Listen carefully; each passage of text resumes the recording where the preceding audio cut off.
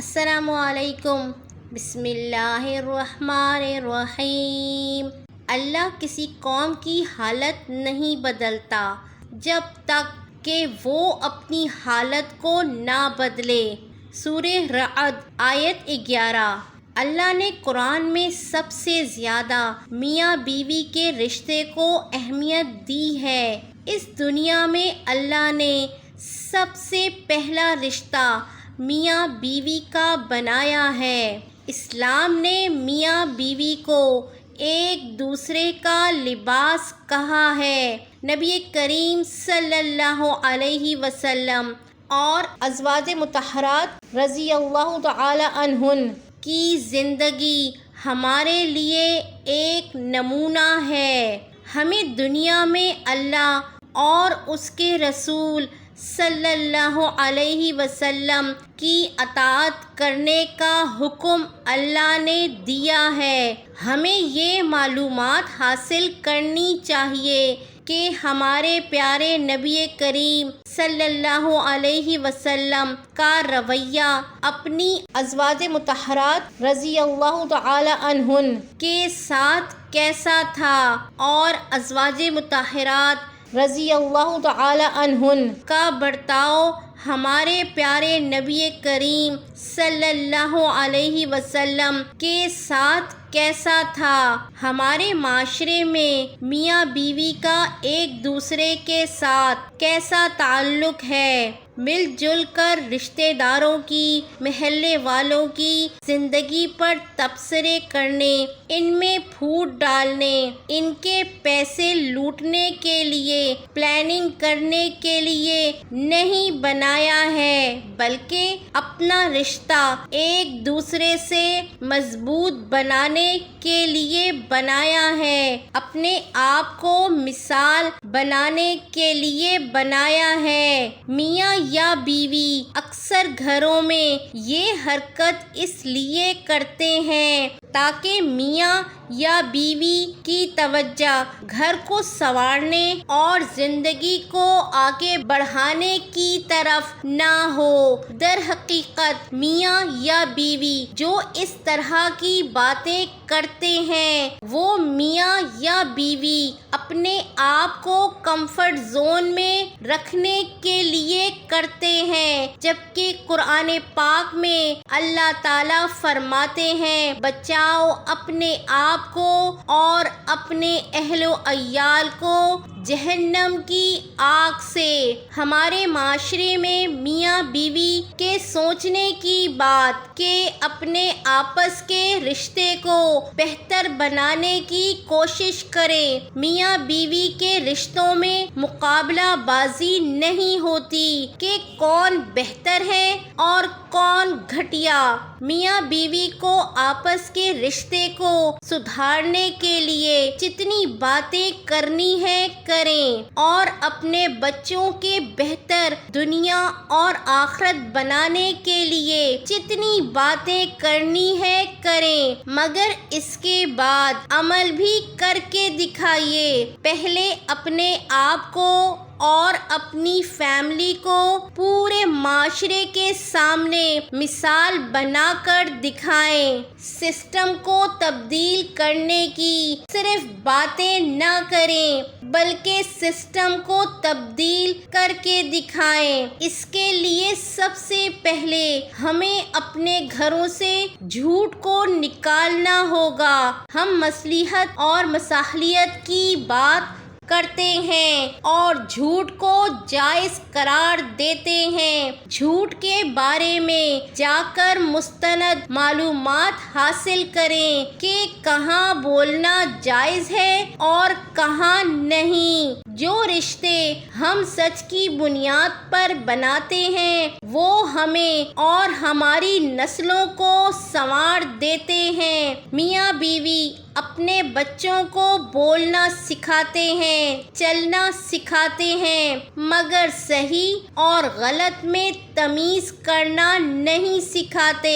ہر رشتے کو خوبصورت بنانے کے لیے ایمانداری شرط ہے۔ میاں بیوی کو اپنی اور اپنی فیملی کی دنیا اور آخرت کو سنوارنے کے لیے خود کو صادق اور امین بنانا ہے اور اپنے بچوں کو بھی صادق اور امین بنانا ہے۔ ہمارے معاشرے میں میاں بیوی کا ایک دوسرے کے ساتھ کیسا تعلق ہے؟ میاں اپنے بیوی بچوں کے سامنے حق بات نہیں بول سکتا، چپ ہو جاتا ہے کہ گھر کا ماحول نہ خراب ہو، اور بیوی کی غلط روش بھی برداشت کرتا ہے۔ بیوی بچے اپنے گھر کے سربراہ کے سامنے سچ نہیں بول سکتے، کیونکہ حق بات کرنے سے گھر کا ماحول خراب ہو جاتا ہے۔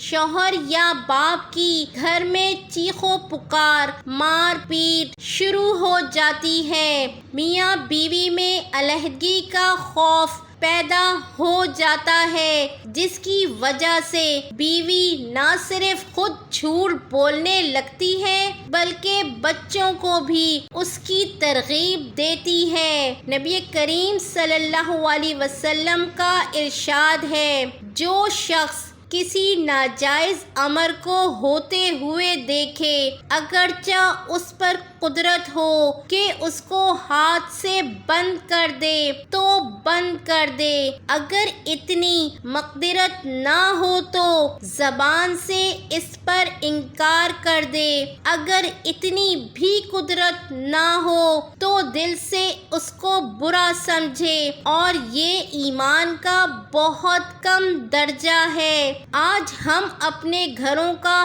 حال دیکھ لیں، روز قیامت سب سے پہلے ہم سے ہمارے بارے میں پوچھا جائے گا، پھر ہماری فیملی کے بارے میں پوچھا جائے گا، رشتہ داروں یا محلے والوں کے بارے میں نہیں پوچھا جائے گا۔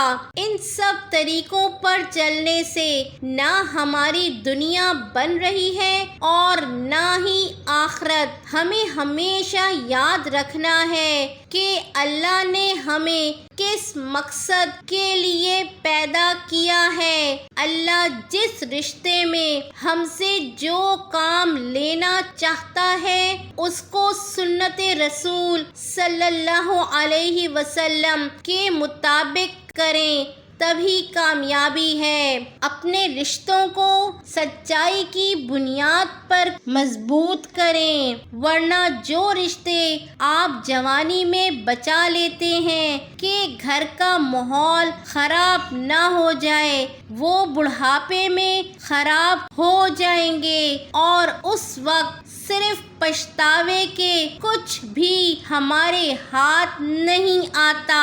دنیا تو خراب ہوتی ہے، آخرت بھی برباد ہو چکی ہوتی ہے۔ میاں بیوی کے درمیان کوئی بھی پھوٹ ڈالتا ہے تو ہمارے دین میں اس کو شیطان کہا گیا ہے۔ اگر کوئی آپ پر حملہ کرے تو آپ سیلف ڈیفینس کر سکتے ہیں۔ دوسروں کو بھی سیلف ڈیفینس کرنے کی ترغیب دیجیے، مگر دوسروں کی لڑائی میں خود لڑنے مت پہنچ جائیے۔ دوسروں کی لڑائی میں لڑنے والے ایسے ہیں جیسے بیگانی شادی میں عبداللہ دیوانہ۔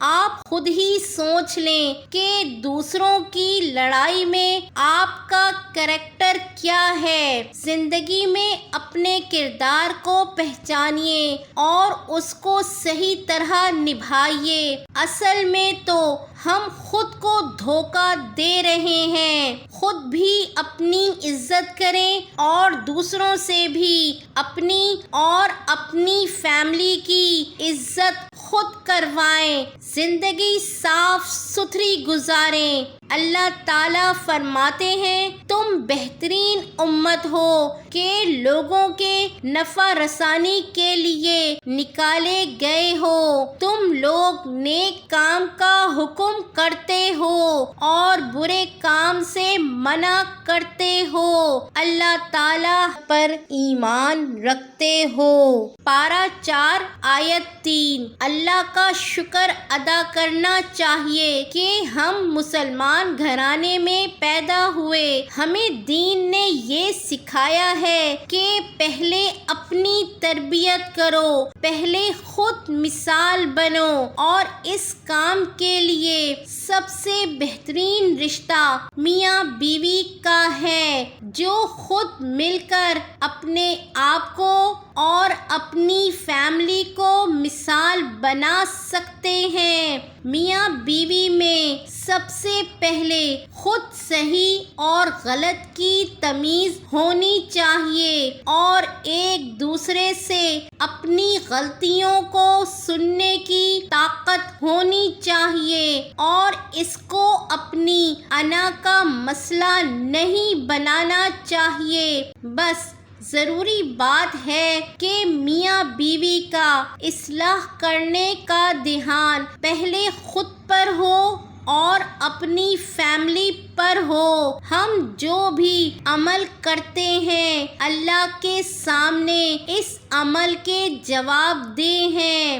دنیا میں تو ہم اپنے عمل کو صحیح ثابت کرنے کے لیے 100 ترجیحات پیش کر دیتے ہیں۔ سوچنے کی بات تو یہ ہے کہ ہم اللہ کے آگے اپنے عمل کو کیسے صحیح ثابت کریں گے؟ وہ جو دلوں کا حال جانتا ہے۔ بہتر یہی ہوگا کہ ہم دنیا میں ہی اپنی اصلاح کر لیں تاکہ قیامت کے روز شرمندہ نہ ہونا پڑے۔ سوچنے کی بات ہے کہ ہم زندگی کو کس طرف لے جا رہے ہیں۔ صرف تھوڑی سی اپنی انا کی تسکین کے لیے۔ حدیث نبوی صلی اللہ علیہ وسلم عمل کا دار و مدار نیت پر ہے۔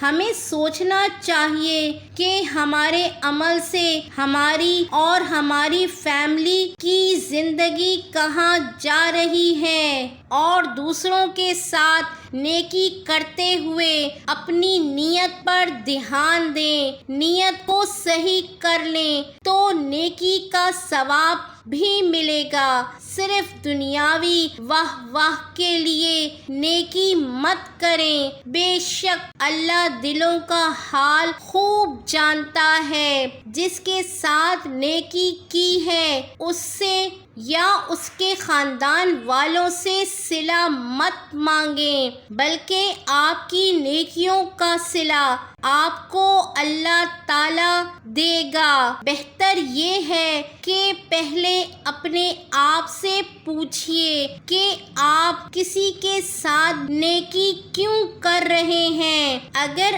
آپ کسی کے ساتھ نیکی کر کے اس کے لیے مشکلات پیدا کر رہے ہیں، اس شخص پر احسان کر رہے ہیں، اپنے دباؤ میں رکھنا چاہتے ہیں، تو برائے مہربانی ایسی صورتوں میں جب آپ کی نیت ٹھیک نہ ہو تو آپ نیکی نہ کریں۔ دھیان رکھیے کہ کسی کی نیکیاں آپ کے لیے مشکلات کا باعث نہ بنے۔ اگر زندگی میں کبھی بھی کوئی بھی آپ کے ساتھ یا آپ کی فیملی کے ساتھ نیکی کے نام پر مشکلات پیدا کرنے کی کوشش کرے تو یاد رکھیے اللہ تعالیٰ نے ہمیں سیلف ڈیفنس کا حق دیا ہے۔ اس حق کو استعمال کر کے اپنے آپ کو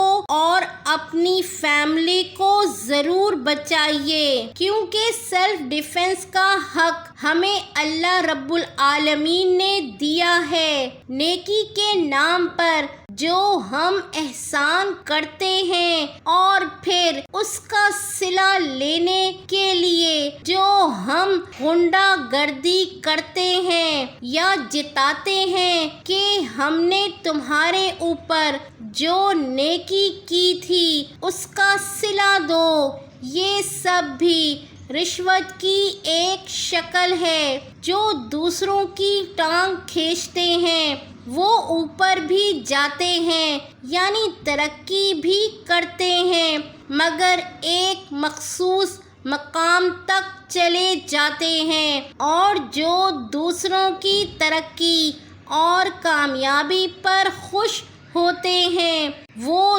دنیا اور آخرت دونوں جگہ کامیاب ہوتے ہیں، کیونکہ ان کا دل پرسکون ہوتا ہے۔